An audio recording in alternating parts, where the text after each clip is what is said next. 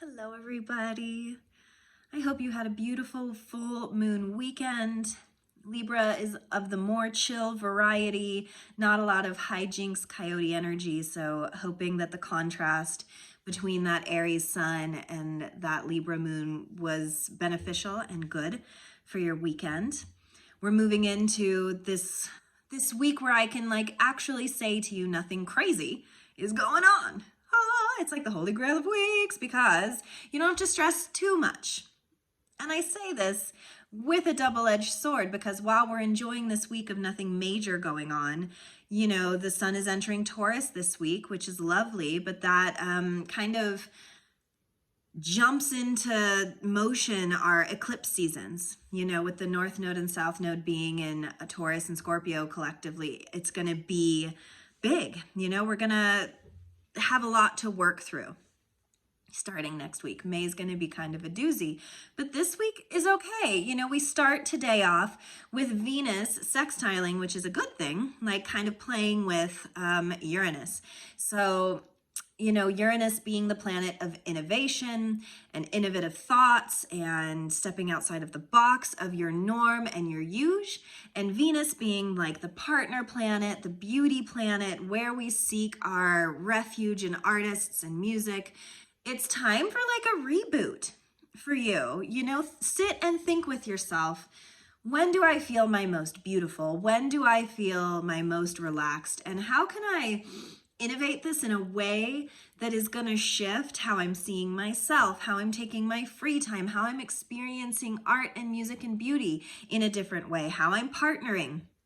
Uranus is kind of bringing this like fresh, new energy. So, it's not unheard of to have a Monday date night. Why not? I mean, who says you can't? And if you have kids or no babysitters or whatever, why not lay a blanket on the floor and, have a little date with your kids or whatever the case may be? Venus wants us to think about our comforts in our relationships in a different way. As a mom, sometimes I wake up and it's like the obligation of how to parent well and how to show up for my kids in this life that's challenging can feel really daunting. But Venus today wants to be like, how can it not feel daunting? How can your daily, beautiful parts of your life be updated in a way that when you're waking up in the morning, your sheets are smelling good. You're, making extra special coffee for yourself. Those candles or those outfits that you save for special occasions, like wearing those and embracing Venus in a more tactile, daily, ritualistic way is a really good way to set ourselves up for what's on the horizon of eclipse season.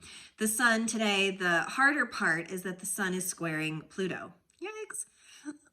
That's like, the sun is in Aries, Mr. Bossy Pants, and Pluto's kind of a bossy pants too. So, today there could be some power struggles. There could be some darker points of how you're expressing yourself or seeing someone else. Like the desire to be right or the desire to win might feel a little extra today. So if you feel that, if you feel this vibe of you're needing to compete or you're needing to push up against somebody, take a breath, recognize Pluto's vibe and be like, hey there, Pluto, I see you, bitch. I'm not going to let you own me. I'm going to take it down a notch. I hate being told to calm down, FYI. So I would never tell you to calm down. Don't calm down if you don't want to fucking calm down. However, take accountability for how you ain't calm today if you're not, or how your kids or how your partners or, how there's maybe this brush up against some ouchy places, maybe some memories are flooding in. It just seems like it could be kind of tricky landscape today. But then here's Venus sextiling Uranus being like, hey, can we make some shit pretty? Let's light some candles. Let's take it down a notch. Let's do a foot soak. Try as much as you can to be in active relationship with your triggers, to be in active relationship with your power dynamics within all of your relationships, work, love, motherhood, fatherhood, whatever it is. How are you showing up as a friend even? There's so many areas in which power struggles are so intrinsic that just taking a step back and seeing that Pluto energy, that darker side of ourselves, of what we buck up against, of what we really resist, sometimes then relaxing into that, like when you're in a really hard yoga position and you're holding it for too long, how do you take that big deep breath and just relax into the pose and allow things to be a little uncomfortable. This is a week of having maybe some uncomfortable conversations because Mercury is really in the mix. Mercury is doing a lot. It's very active this week. Mercury is our planet of thoughts, and so my best advice going into eclipse season is really think about what you stand for in your life. Really think about what you're manifesting in your life. Because when bad things are happening or when hard things are happening, we always want to be like, why is this happening to me? When really it's like if you are in active relationship with the energy that you're bringing in, because what we seek is seeking us, right? If you're really paying attention to what you're bringing into your reality, then life is kind of not as much of a surprise as you think it is, and the things that come in and disrupt our stuff is here on purpose to be disruptive. Like, God, how boring would life be if all life was the same conversation over and over again? Sometimes you need a little bunny in the shot to just come up and be like, whoa, I don't know. Did that add to the video? Maybe not. But it changed it. It changed the course of the video. There's a bunny in the screen. When your proverbial bunnies show up in your screen, like, where are you putting your attention to? Like, where are you actively thinking about how you are impacting your own life? Because I sometimes feel like we all just wander about and thinking life is happening to us. That bunny just fucking showed up. I didn't ask it. You didn't ask that bunny to show up. And maybe you have like a fear of bunnies. Maybe there's a it's like, this is a really stupid, simile to like be bringing in or, to be bringing into the conversation. But I'm just using it as a platform of when things like super random are happening to you, maybe like search inside yourself and see how maybe it's not so random. Maybe you're drawing certain energies to you that are here to make you think and act in a different kind of way. And that's not necessarily a bad thing, even if it's a hard thing. So then Tuesday, the sun goes into Taurus. Taurus vibes, y'all. Like slow and steady wins the race. We're not speed reading. We're not listening to electronica. Like, it is time for blankets and good food and good music and things that make your fingertips tingle. Those moments in your life that are just so delicious. They make your fingertips tingle. Taurus loves that. Taurus loves rest and good meals. And really, what's so great about with Mercury having all of this energy this week is Taurus takes it slower. Taurus is like, whoa, whoa, whoa. The proverbial calm down, right? That I hate, but like, hear me out. Taurus gently like moves us to calm, moves us to a place of, instead of rushing, instead of always being late, instead of all of these things, how do we just slow down? How do we take our sips of coffee in a more awakened, aware kind of way? How do we do that? Do you know how to do that? Taurus is here wanting us to do that. And now the eclipse season with Taurus, like, it's going to bring up resources, right? Because Taurus is about resources. So there's going to be a lack of resource, a lack of food, a lack of supply, could be a major theme of going forward. And for this week, with everything moving into Taurus, it's how can you slow down what you're doing and do things with more attention?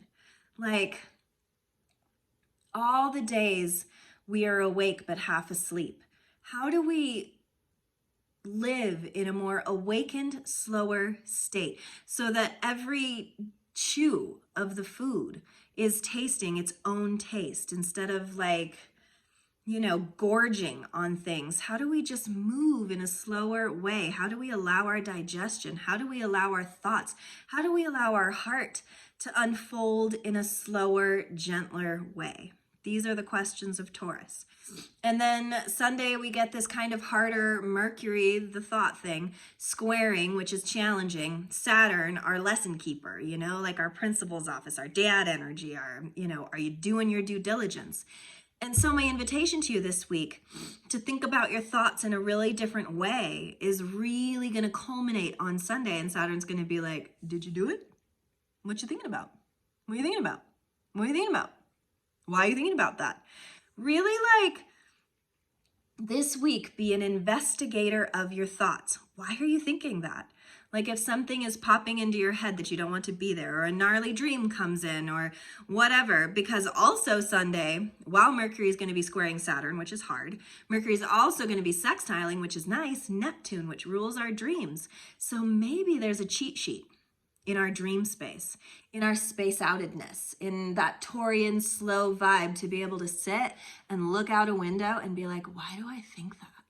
Like, why? Like, what is human? Like, it's okay to think those thoughts this week. It's a good thing. It's, why do I keep doing this same thing and expecting a different result? That is, after all, the definition of insanity, isn't it? So, our thoughts, slowing down. Let's do a little moon calendar. I feel like I haven't discussed the moon much during the weeks, but so we start off this week in Scorpio this morning and today, and Scorpio is pretty deep. We could be having some pretty deeper thoughts and conversations, especially with the sun squaring Pluto. Like,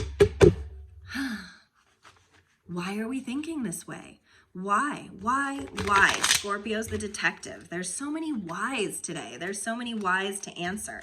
So, kind of go with that flow if it's there for you. And then Tuesday it moves into Sag, which is much friendlier. Like Sag wants to have philosophical conversations. Sag wants friends. Sag sticks its foot in its mouth. So maybe you're going to say a few things that you wouldn't otherwise normally say, or think some things that you might not normally think. Like Sag is open. Sag is the learner, the teacher. Sag is hungry for travel and adventure and information. And how do you bring that about into your emotional space? Because the moon really rules our emotions in a pretty big way. And then it moves into midweek Capricorn, which is like, all right, children, all right, let's get to work. Thursday, Friday is going to be a really good time to tie up loose ends. All those thoughts I told you to be thinking about. Maybe have a business plan in your head, or a thought plan of what are the things, come to a conclusion the end of this week about how you're viewing yourself and your thoughts and your power dynamics with other people. And then this weekend we get this lovely Aquarian moon, which is just, easy breezy, beautiful cover girl. It's an air sign. It doesn't want to be tied down to one thing or another. It doesn't want to, say it's hot or cold. It doesn't want to like one color or the other. It just wants to be free. Have some freedom this weekend. Because with Mercury squaring Saturn, it's going to be like, are your thoughts in line? Are you doing your due diligence with that? And, it can be really nice to have this Aquarian moon guiding us in a non-emotional, because Aquarian can, separate from self and look at bigger picture, which is so good.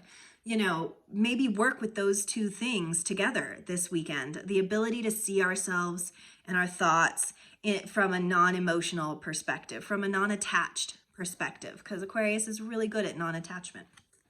Here's the card that I pulled today. It's a lovely card. Ace of Cups is beautiful.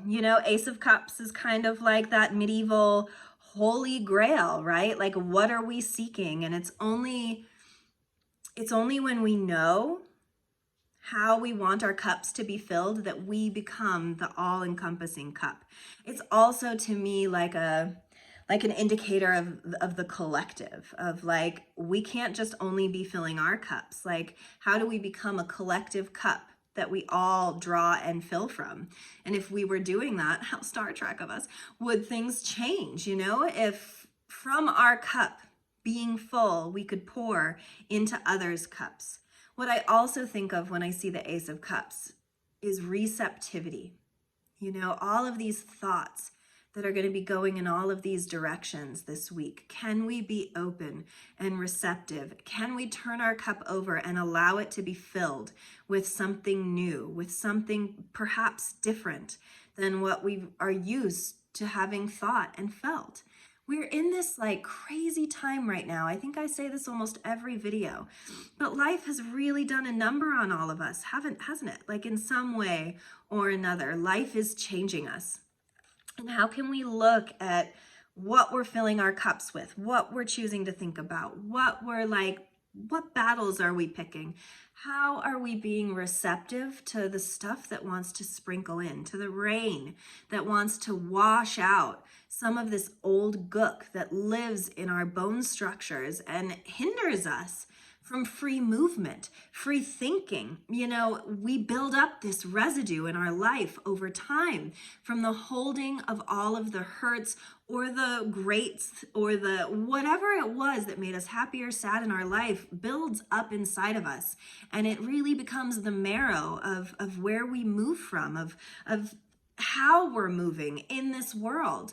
And I couldn't think of a better card for this week, because really, if we can just be receptive to the water washing down inside of us, like what can we wash away? Because I'll tell you what, with this North and South node being in Taurus and Scorpio, there's going to be a lot that has to get washed away in order to build a beautiful new foundation.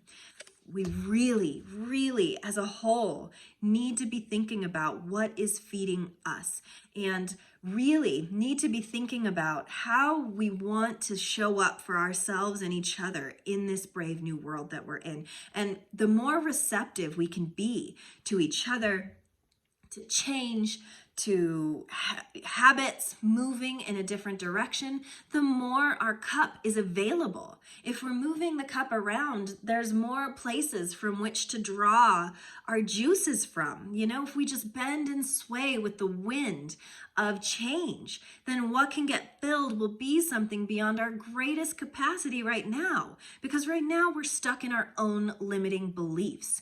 And this week is a very mental time to think about, how do we move past our limiting beliefs? Because a lot is going to start to fall away with this eclipse season. How do I allow that to happen while at the same time, you know, finding security and comfort in building something new? New things are scary, new thoughts are scary, new routines are scary. But imagine if you took apart all of the foundations that are soggy from being stuck in one corner, drip, drip, dripping. If we tore it all apart and patched up our heart drips and laid a foundation that felt more secure for ourselves, because we're older now, we're wiser. It's time to tear up the subconscious ghoulies and ghosties that have been rotting away with those consecutive drippings. It really is. And it's time to start filling the cup from a new well. Because once we start doing that, new beautiful things open up to us. You know, we can't always just color on the same page with the same colors, no matter what our favorite color is. You got to pick a new color. That's my advice to you guys this week. Pick a new color. Fill yourself with it. There is success here. There is success to be drawn from times that feel hard, or success to be drawn from things that feel ever shifting. You know, there's always an opportunity to feel safe inside of yourself, because what you seek is seeking you, and to take comfort in that and to sit with that for a little while and really take some form of deep accountability for how you are moving in this world, because Taurus moves in a very direct fashion. It has a plan. Like, Taurus doesn't do things, doesn't waste movement. Taurus doesn't waste thought space. Taurus isn't wasteful. Taurus wants nourishment, just like that cup does. And really sinking all of that in this week, so that when all of the things that come apart when you're doing a renovation, all of the ouchies or all the yucks that you find when you're tearing apart a house, true for us too, all the things that you're going to start to discover as this eclipse season starts falling away, like all of the internal things start falling away, really have a non-negotiable amount of self-love for your own cup. because once your cup is full, you can start filling everybody else's. And imagine what could change if we're all operating from a full cup. I hope you guys have a beautiful week. We will talk so much more about eclipse season, and I'm sending you so much love. And let me know how the week went. Bye.